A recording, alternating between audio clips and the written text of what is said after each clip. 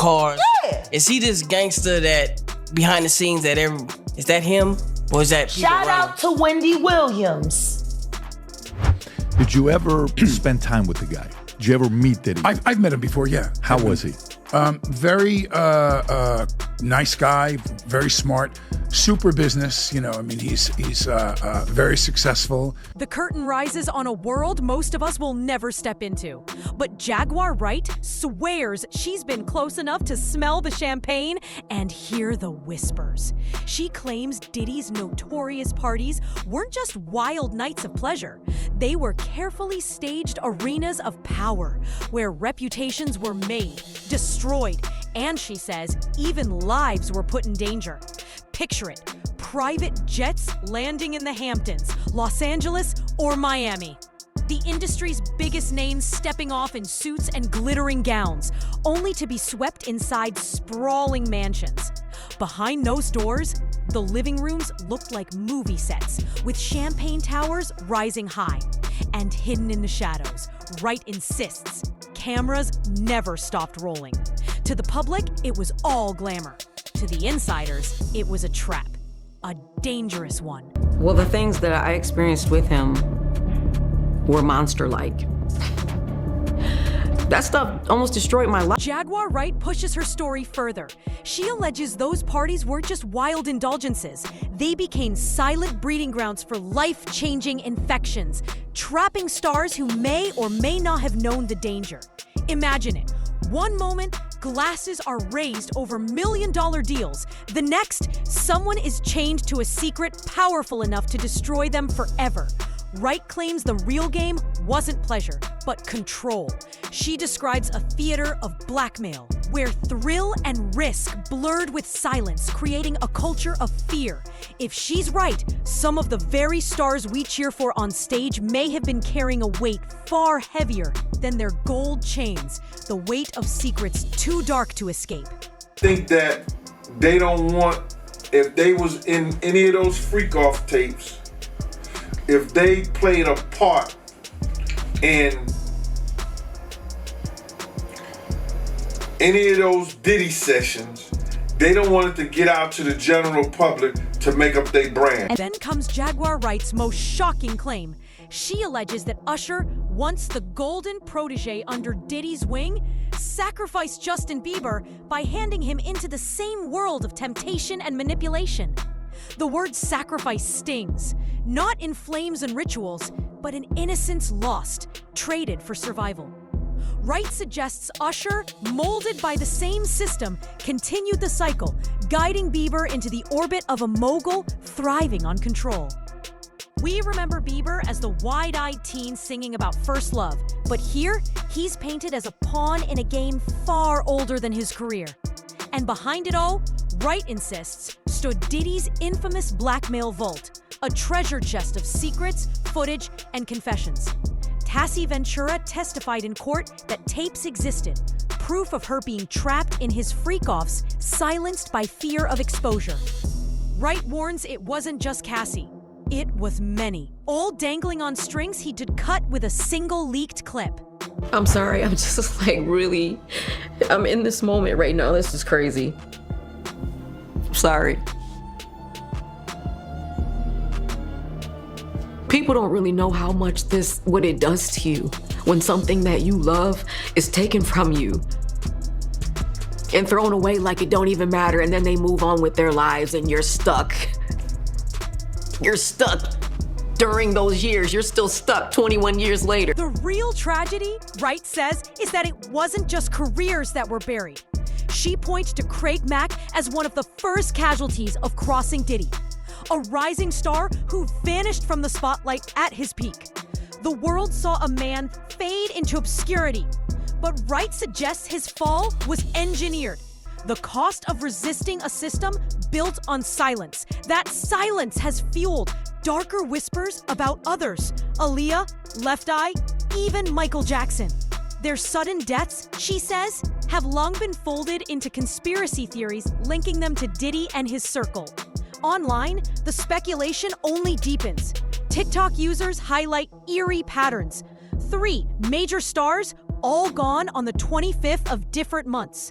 And looming in the backdrop, names like Diddy, Jay-Z, and Beyonce. Coincidence? Or as Wright and others hint, the shadow of something far more sinister. There's different things that's not really beef though. That's just competitive. Energy. Competitiveness. All right. So you and Diddy, you and Puff cool? No, I don't really rock with him. Okay. It's impossible to ignore how Jay-Z's name keeps surfacing in this storm. Once celebrated for turning a teenage past of hustling on Brooklyn corners into a billion-dollar empire, he now finds his history under sharp scrutiny. 50 Cent, never one to hold back, mocked him openly online, posting photos, handshakes, and memories that tied Jay-Z closely to Diddy. His message was clear. Are you still standing by a man drowning in legal fire? Jaguar Wright seizes on that silence, pointing out how Jay-Z has stayed curiously quiet while Diddy's trial plays out. And that silence fuels more speculation than it calms. Fans wonder, if Jay-Z could pivot from selling crack on the streets to luxury cigars in polished packaging, why hasn't he pivoted away from a friendship that now threatens to stain his empire? And I'm not saying allegedly. Oh. Okay, we got I'm saying, Sean Carter, you're a piece of shit. Taking Pimp C wasn't bad enough. You just want to go down there and you want to just remove all of the balls from every real gangster in Houston. And Beyonce isn't spared from these whispers. On TikTok, millions watch videos suggesting she and Jay-Z weren't just partners in music, but co-conspirators in some of its darkest chapters. Fans point to strange moments. Award shows where stars like Adele and Lizzo pause their own victories to praise Queen Bey. To some, it's admiration. To others, it feels like allegiance, a public pledge for safety. When J. Cole's track She Knows resurfaced, conspiracy hunters twisted the title into Sean and Knowles, stacking coincidences until they felt too neat. Jaguar Wright fuels the fire, branding Jay-Z and Beyonce a nasty little couple, and claiming witnesses stand ready to testify. She even draws parallels to Aaliyah's tragedy, deepening suspicion. And when Cassie testified about Diddy's freak-offs, days of coercion, substances, blackmail, and tapes, federal prosecutors echoed her, calling his empire a criminal machine. Suddenly, Wright's words sound less like rumors.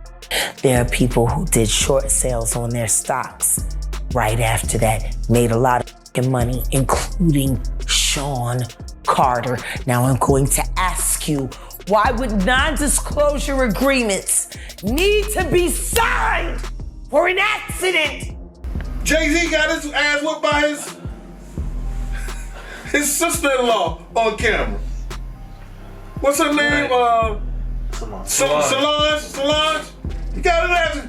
The feds ain't step in and do nothing. The feds don't care about you getting your ass whooped.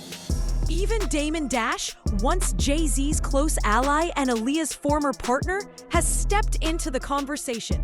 He admits he attended one of those Hampton parties decades ago, but says he left almost immediately, hinting he wanted no part in what came next. Dash has spoken of Aaliyah as a sacrificial lamb, used and discarded by an industry that thrived on exploitation and silence.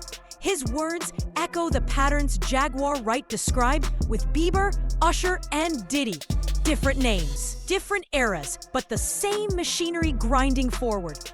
What emerges is a chilling outline of a system built not only on talent, but on the leverage that comes from breaking, compromising, and owning that talent in ways the public never sees.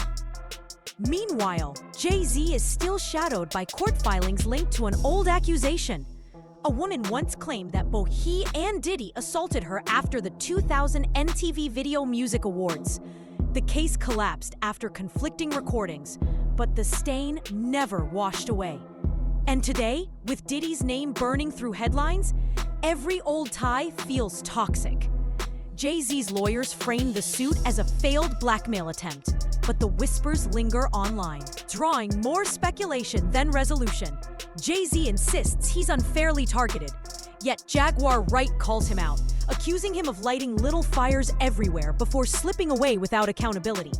Against the backdrop of Diddy's crumbling empire, that silence feels heavier, and the timing more damning than ever. It was like, wow, for Diddy?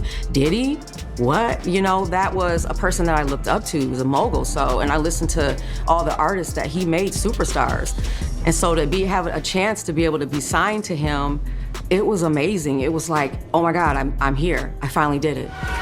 So here we stand, staring into a web spun across decades. From the Marcy projects to the Hamptons, from secret mansions to courtroom trials. Jaguar Wright's revelations don't just pull the mask off Diddy. They tug at threads tying Usher, Justin Bieber, Jay-Z, Beyonce, and others caught in the same glittering orbit. She claims this empire wasn't built only on beats and branding, but on the quiet destruction of anyone who dared to resist. And once you picture that vault of secrets, footage, files, whispers, it's hard not to wonder who else has been trapped inside. Who else has kept silent, not by choice, but by fear. Continue to engage in all these freak-offs with him, and he sounds really pissed off. Hey, I really don't know what's going on with you, but I just want to just give you a heads up that I'm about to really disappear on you. You feel me? I'm not going to be playing these games with you at all, at all. So I don't know, you think you silent treating me, and you think I'm going to be, nah. You'll have a rude awakening. You'll just have silence. And that brings us back to the silence of Jay-Z. For a man who built an empire on telling the truth, turning hustler stories into billion-dollar ventures, his refusal to speak on Diddy feels less like caution and more like strategy. This is the same Jay-Z who once told Vanity Fair that selling crack as a teenager taught him about budgets, survival, and long-term vision. If he was bold enough to share that past, why not now? Why not when his old friend faces charges of racketeering, freak-off marathons, and an alleged vault of blackmail tapes holding the industry hostage? The question lingers, is Jay-Z's silence a shield protecting his empire? Or a warning sign that he knows far more than he'll ever admit? Oh, Terrence Howard appeared on the PBD podcast with Patrick Bet-David, and the episode, this premiered on April 4th. Definitely making the rounds because in this episode, Terrence Howard describes an interaction with Diddy where he says that he believes that Diddy was trying to with him. Let's take a listen. The timeline makes the silence sting even sharper. For decades, we've watched Jay-Z and Diddy side by side. Yachts, awards shows, bottles popped on stage. Their empires rose in tandem, their reputations reinforced by proximity. But now, those same images play like evidence in a trial by public opinion. And then came 50 Cent gleefully pouring gasoline on the fire, mocking Jay-Z's loyalty and reposting those photos as proof of a bond too deep to ignore. If Jay-Z wanted to sever ties, he's had years to do it. Instead, the silence only grows louder, and every unanswered question echoes like a beat dropped in an empty studio. We made love. Who you made love with? Diddy, Bow Wow, Busta Rhymes. Jay-Z new video with Nas and DJ Khaled is a scene with checkerboards. These are all occult Satanists. And here, the whispers take a darker turn, because this isn't just about money or music anymore. Rumors swirl that behind Diddy's closed doors, some nights went beyond freak-offs into something ritualistic. Jaguar Wright's chilling words only amplified the unease. Insiders whispered that masks were handed out, chants rose, and tragedies were reenacted like grotesque theater. Aaliyah's final flight, Left Eye's car crash, even Michael Jackson's collapse. Moments of real-life loss, replayed as twisted tributes, or perhaps something darker still. Were these ceremonies indulgence, intimidation, or blackmail wrapped in ritual?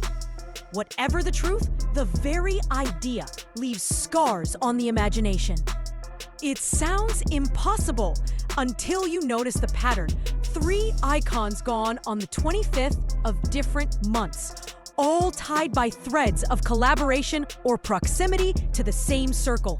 TikTok detectives amplified it, looping J. Cole's She Knows, pointing at the title as code, even linking Sean and Knowles back to Jay-Z and Beyonce in one sinister thread.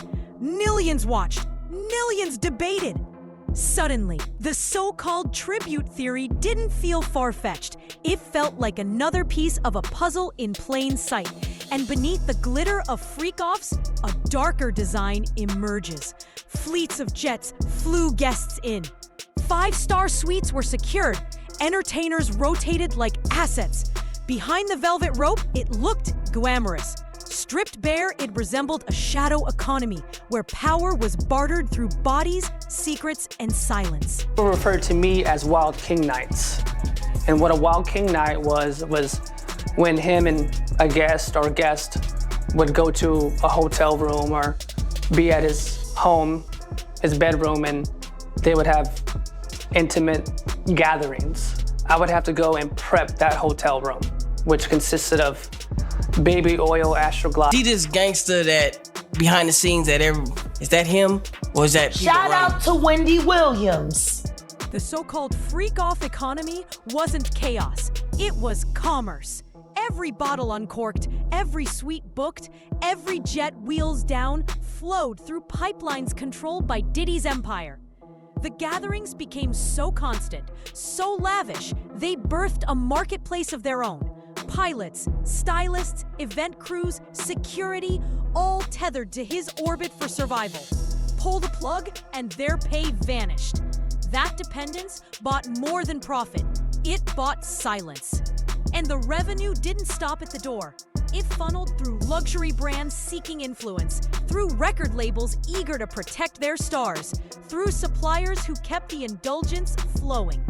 This wasn't pleasure for pleasure's sake, it was infrastructure, a racketeering blueprint. And with cameras allegedly rolling, debts stacking, and favors exchanged, stars weren't just friends of Diddy, they were assets. Bound by money, bound by secrets. Locked in a machine where walking away meant ruin, exposure, or both. And that's the part of the story that unsettles most. If the freak-off economy truly existed, then the scandal wasn't confined to locked hotel suites. It bled into the core of the entertainment industry itself. The albums, the tours, the sponsorships, even the glittering award show stages may have been underwritten by a machine built on exploitation. Diddy's influence then wasn't just about chart-topping records. It was about building a network where everyone had something to lose. And he alone always won. Damon Dash once suggested Aaliyah was a sacrificial lamb, taken too soon to shield others while silencing her own voice. Hearing that from a man who loved her makes the words sting even deeper. And when we place that alongside Jaguar Wright's chilling claims of ritualistic reenactments, the picture grows darker.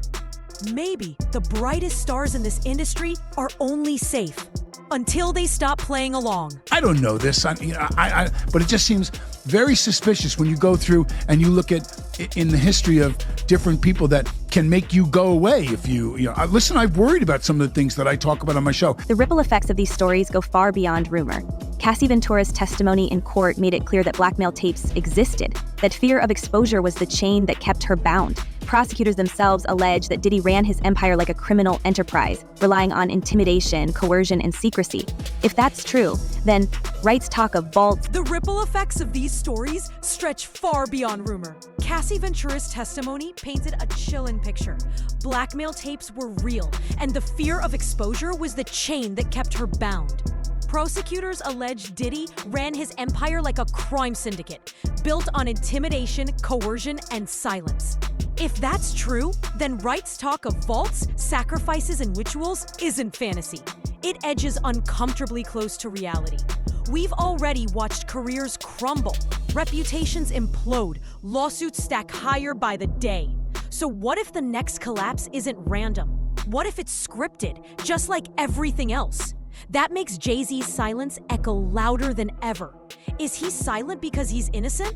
Or because speaking risks dragging him into the same undertow that swallowed Craig Mack, Cassie, and countless others? And if Beyonce really is as entangled as Wright suggests, silence may no longer protect them.